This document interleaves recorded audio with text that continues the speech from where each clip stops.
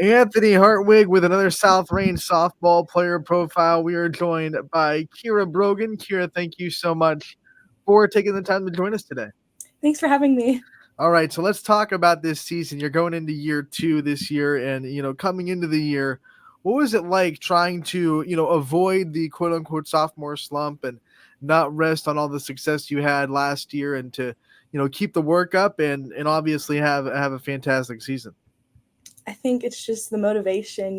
We got so far last year, and I think we can go as far, even farther this year, and just keeping up you know, staying strong, thinking you can always do better, and keeping the team together.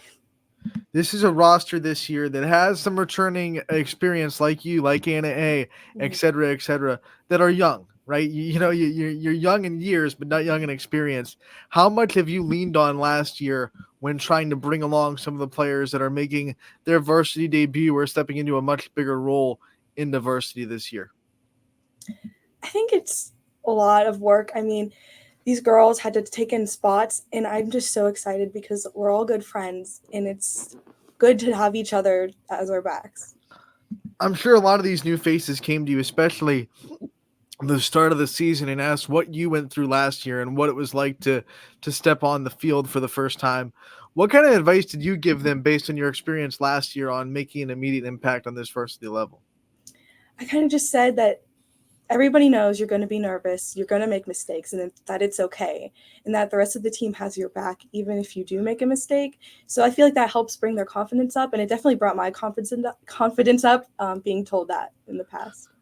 One of the things we know about this South Range team is, man, do they always put together a very good schedule, whether it be inside the NE8, which is competitive enough, but then outside the NE8, you have your trip to Myrtle, you have D1 teams on the schedule, you had the reigning state champion in Division Two. When you look at the gauntlet you've gone through this season, and now here you are in the regional finals, how much do you kind of look back and think about all the great teams you played, and how much do you think that helps you in this level of the tournament? I think it's just so exciting for the team knowing that we kept up with the competition of D1 schools who were ranked, and obviously Talmadge, the D2 reigning state champs. It's just exciting for us because we know that we have what it takes to get all the way. You talked about it a little bit earlier how you got so far last year. You got to Firestone, got a taste of that state tournament.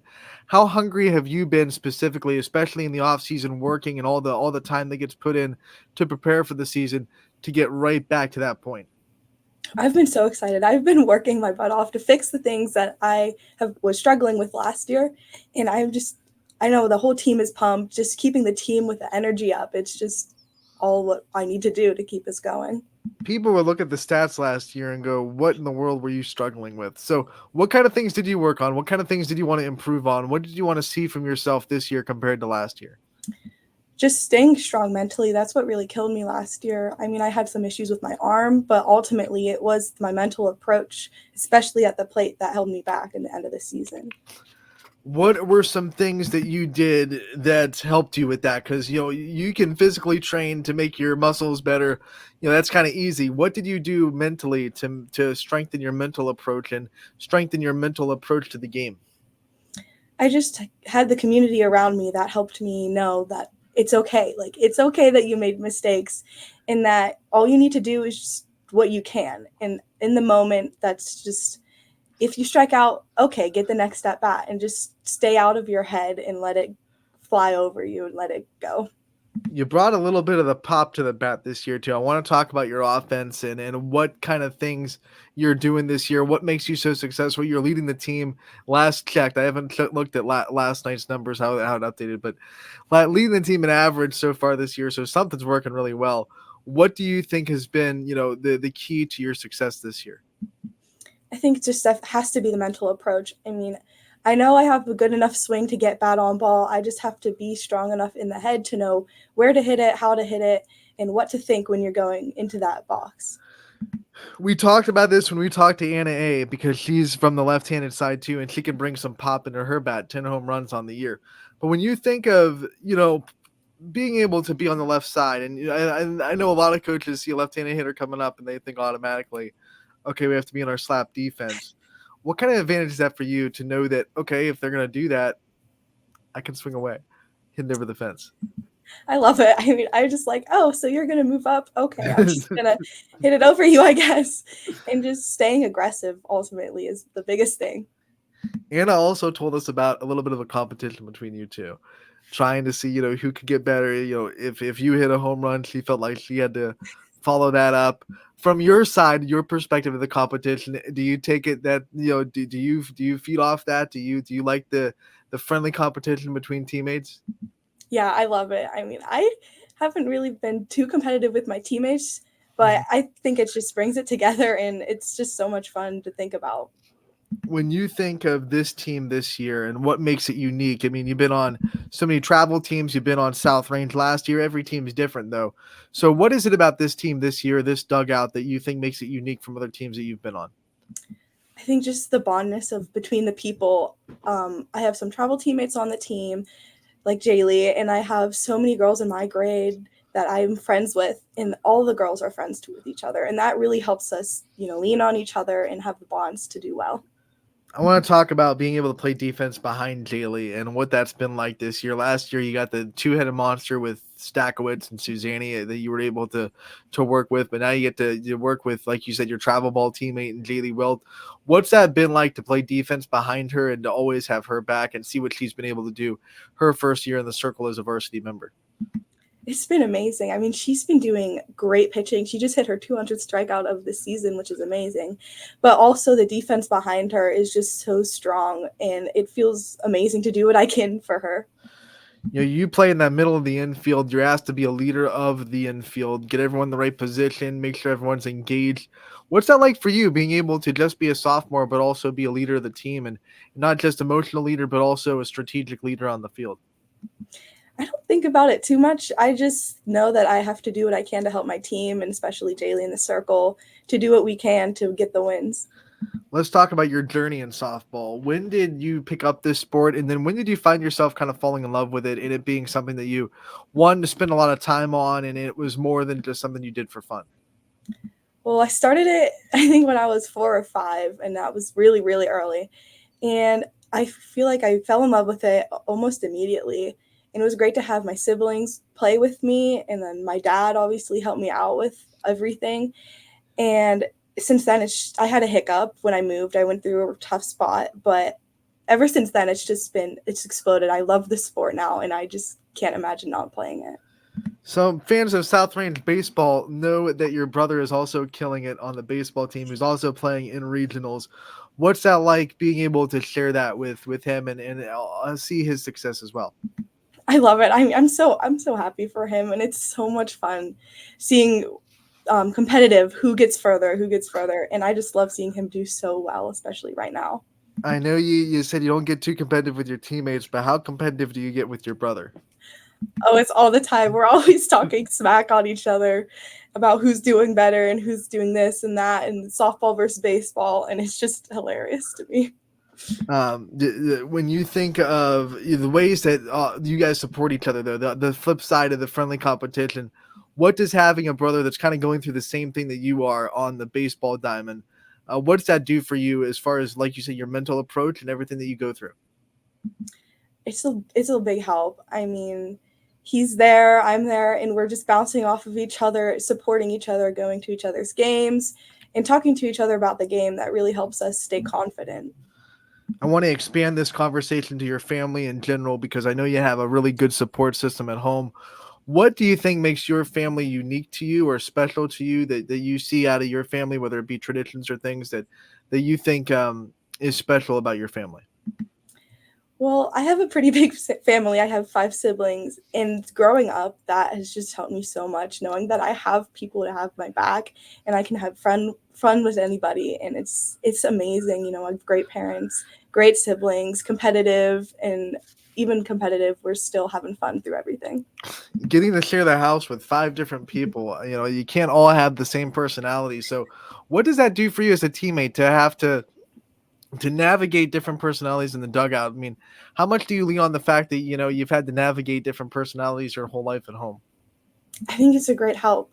So obviously everybody's so different, including in my family, and that helps me know what can I do to help somebody if they're going struggling with something, and that's the biggest thing that I think is for the team. What sibling do you think you're the most alike, and what sibling do you think you're the most different from? Oh gosh. I think I'm most like my fifth grade sister Reese. We look the exact same as well, but she's a bookworm. I used to be a bookworm, and but most different. I'd have to go with my eighth grade sister Sophia. She's more outgoing than I am, so Let's talk about you in the classroom. Sophomore year, some people think it's the hardest year in high school because you're not baby anymore like you were as a freshman. There's no welcome to high school anymore. How have you been dealing with the sophomore year in the classroom, and what are some of your favorite subjects? I think I did pretty good. I kept up my grades; they stayed steady, and I'd say my favorite subject is somewhere between history and science, probably. What is the subject? I don't want to say least favorite because I don't want to throw a teacher under the bus or anything. But what the one that you probably had to work the hardest at, or the one that really gave you the most, trouble, most stress? I guess I would say. Definitely English or like language arts. That's just my weakest subject. What is the toughest assignment that you think you've gotten in that class that really, you made you work hard? Ooh, probably the summer work. There was a lot of reading we had to do, a lot of assignments, but it was, even though it was a lot of work, I still had fun and got it done. All right, when people ask me about the South Range program and what makes them so successful over the last decade plus, back to 2010, they won their first regional since 2001, and it's been successful ever since. And I always point to Coach Rose and Coach Farron. Your perspective, you're with them every day. What makes them such a good culture and such a good place for people to succeed like they have been for so long? I think it's because they're easygoing on the team and they're not the kind of coaches who yell at you if you make a mistake. They know that the kids themselves know that they made a mistake. They know what they have to do. So they're kind of more laid back, but at the same time, they're always there to help you if you have a question and they know the game so well. They also work together so well. What's it like seeing those two guys come together as a unit and work together to coach you guys? Does that help you guys get together as teammates as well? Yeah, I love it. I mean, before every game and practices, they always compete against each other in bocce, which is hilarious to all of us.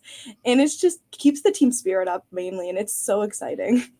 What give us one thing because we see him a lot in the game. So give us one thing about Coach Farron and Coach DeRose that people don't know if all they do is go to games. Oh gosh. Um, I guess just their competitiveness, like I said, their bocce, they're always on each other about, oh, I'm better than you at this, stuff like that is something. Who's better? Like you get to watch as a spectator. Oh, I can't say. I Oh, don't I don't want to it's say. secret. You don't want to be punished for what you say. No. It's all good. What teammate do you think could make the best impression of Coach DeRose?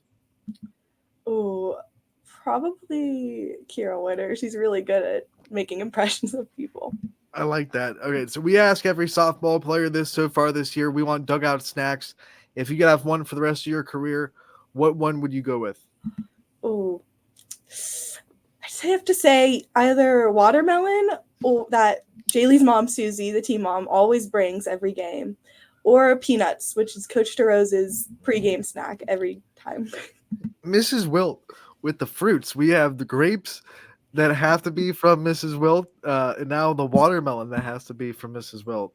What is it about these fruits that she's able to bring to the dugout? Are they different than other like watermelons that you have? Oh yeah, I think they're special because she just loves the team so much. She's such a huge part of the community, and it just brings us all together. She puts a little dash of love in there to make the Yeah. watermelon that much better. Another thing that I've been asking softball players, it's on the social media, um, circle right now. Softball icks, things that you see in the softball field that just make you cringe a little bit. We have a running tally, so we have to get your answer to add to the list of things that other softball players around the area have said. So, what are some of your softball icks? Oh no. Not taking care of your glove is a big one. Oof. I'm big on taking care of your glove. That's gotta be my biggest one, I think. What is like one thing that someone would do to their glove, or that you see and you go, oh man. When they just slam it on the ground and Mm. it lands there and it's like a pancake and it makes me very sad. You're a shortstop. You have a special relationship with your glove.